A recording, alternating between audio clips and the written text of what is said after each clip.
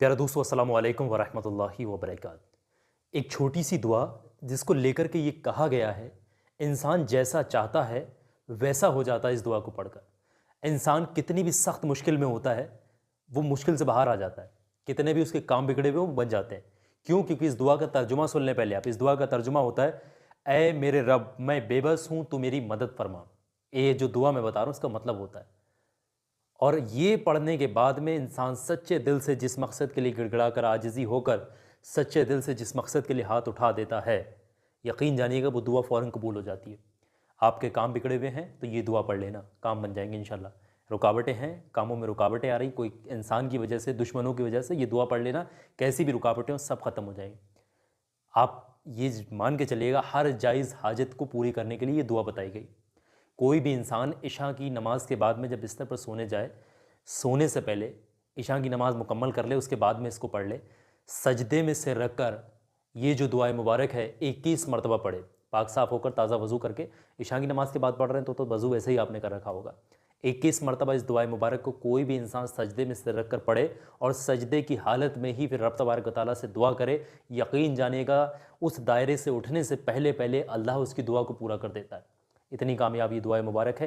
कैसी भी रुकावटें हो, हर जायज़ हाजत के लिए, हर मुश्किल से, हर सख्त तरीन मुश्किल से बाहर निकलने के लिए दुआ है। पढ़ने का तरीका समझिएगा, मैंने बता दिया। आप जा नमाज पर या फिर मस्जिद में भी इसको पढ़ा जा सकता है, किसी भी जगह पर आप पढ़ सकते हैं। और हाल खुद भी पाक साफ़ हो और जगह भी पाक साफ़ हो।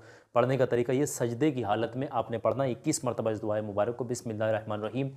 रब्बे इन्नी मगलूबों फ़ंतसिर, रब्बे इन्नी मगलूबों फ़ंतसिर, रब इन्नी मगलूबों फ़ंतसिर, रब इन्नी मगलूबों फ़ंतसिर। इस तरीके से 21 यानी 21 टाइम पढ़ना है, 21 मरतबा सजदे की ही हालत में।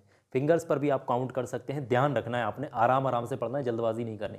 और दुआ मुकम्मल होने के बाद में आपने फ़ौरन सजदे की ही हालत में दुआ करना है रब तबारक व तआला से। सजदे में ही दुआ करना है। यकीन जानिएगा आप वहाँ से उठ नहीं पाएंगे, आपकी दुआ कबूल हो जाएगी। कोशिश करके अव्वल व आखिर 3-3 बार दुरूद पाक पढ़िएगा, ज़रूरी है, दुआ कबूलियत के लिए बेहतरीन है।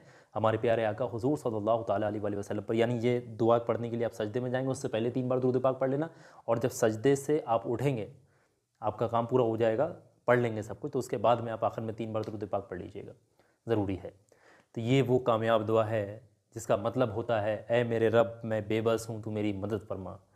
ये इल्तिजा लेकर के कोई रब तबारक व तआला को याद करता है और अपनी फ़रियाद रखता है, दुआएं मांगता है, अल्लाह उसकी दुआओं को फ़ौरन कबूल कर लेता है।